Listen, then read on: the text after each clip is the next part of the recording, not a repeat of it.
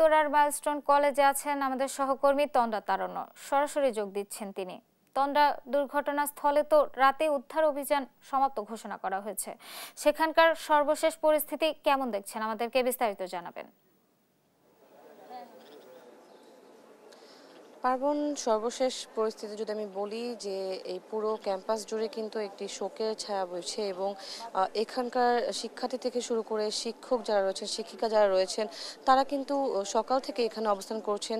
শিক্ষার্থীরাও কিন্তু গতকাল রাত থেকে এখানে ছিলেন এবং এখন পর্যন্ত এখানে আছেন। পাশাপাশি যদি আমি একটু বলি যে বিমান বাহিনী যারা রয়েছেন তারা কিন্তু এখানে সকাল থেকে এসেছেন এবং এখানে কিন্তু তারা আসলে সেই বিধ্বস্ত হওয়া বিমানটির প্রশিক্ষণ বিমানটির আসলে ধ্বংসাবশেষ যেটি রয়েছে সেটি কিন্তু তারা এখান থেকে আমরা দেখেছি যে তারা এখান থেকে সেগুলো উদ্ধার করছে। এবং এর পাশাপাশি যদি আমি বলি যে এই যে হায়দার আলী যে ভবনটি রয়েছে, দোতলা যে ভবনটি রয়েছে, এখানে কিন্তু গতকাল ঠিক দুপুরের দিকটাতে আসলে এখানে কিন্তু সেই বিমানটি প্রশিক্ষণ বিমানটি কিন্তু এখানেই আসলে সে বিধ্বস্ত হয়। এবং এই যে ঘটনাটি ঘটেছে এরপর থেকে কিন্তু আসলে শোকের ছায়া পুরো ক্যাম্পাস জুড়ে রয়েছে। শুধু ক্যাম্পাসের কথাই আমি বলবো না, পুরো উত্তরার কথা যদি বলি বা পুরো বাংলাদেশের মধ্যেও কিন্তু এই যে একটি শোকের ছায়া যেটি বইছে এটি কিন্তু আসলে বর্ণনা করার মতো নয়।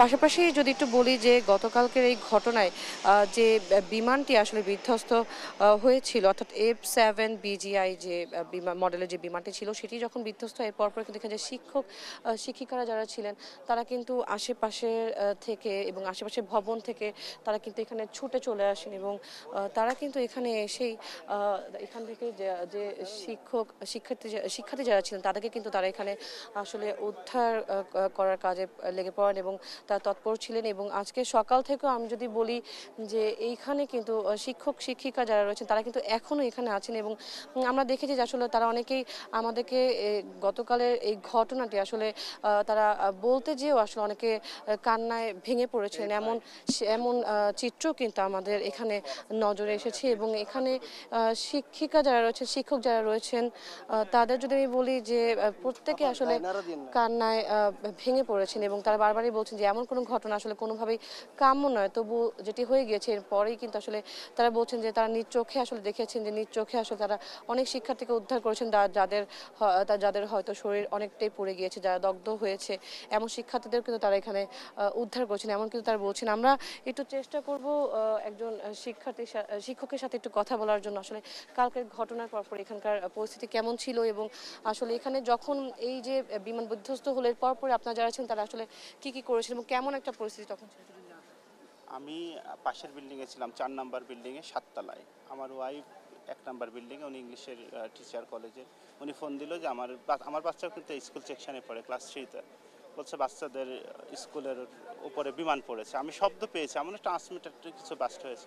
তাৎক্ষণিক দৌড় দিয়ে এই পর্যন্ত আসতে আমাদের ফিজিক্স ডিপার্টমেন্টের রাসেল স্যারের মেয়ে বের হয়ে এসছে আমার বাচ্চার সাথে পড়তে। এক সময় আমার ওয়াইফকে বলছে, আন্টি আমি কি অনেক পুড়ে গেছি নাকি, দেখান তো। তো আবার বুকের মধ্যে নিয়ে বলছেন আমার একটু পুরো নেই। পরে ওকে পর্যন্ত আমি এসে দেখলাম যে না, আমার বাচ্চার বিল্ডিংটা সেফ, ওই বিল্ডিংয়ে 5 নাম্বার বিল্ডিংয়ে।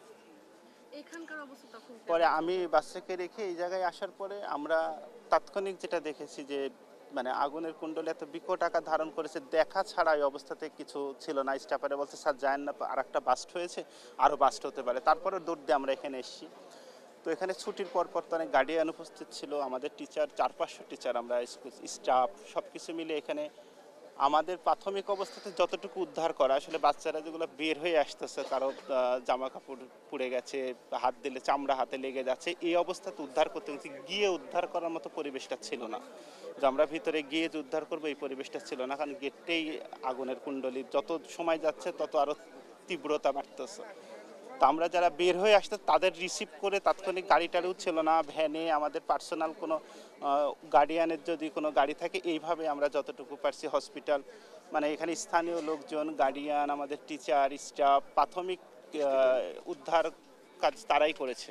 তারপর সেনাবাহিনী এসে দেন তারও 15-20 মিনিট পরে ফায়ার সার্ভিস এসে, বাট উদ্ধার তৎপরতা কিন্তু আমাদের কলেজ থেকে আমাদের করা হয়েছে। একটু যদি বলি যে আজকে কিন্তু যেটি জানা গেছে যে মোট কিন্তু এখন পর্যন্ত আনুষ্ঠানিকভাবে জানানো হয়েছে যে মোট 27 জনের মতো শিক্ষার্থী কিন্তু মৃত্যু হয়েছে এবং এই ঘটনায় কিন্তু 1.5 শতাধিকের মতো আহত থাকলেও এখন পর্যন্ত বিভিন্ন হাসপাতালগুলোতে কিন্তু ভর্তি রয়েছে 78 জনের মতো এবং 6 জনের মৃতদেহ কিন্তু এখনও শনাক্ত করা যায়নি, এমনটা কিন্তু আমরা জানতে পেরেছি।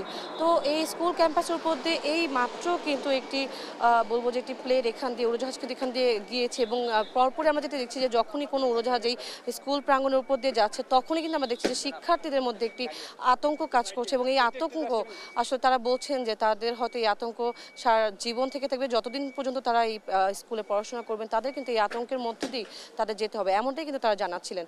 তো পার্বণ, এই ছিল আমার কাছে মাইলস্টোন স্কুলের এই মাঠ প্রাঙ্গণ থেকে সর্বশেষ।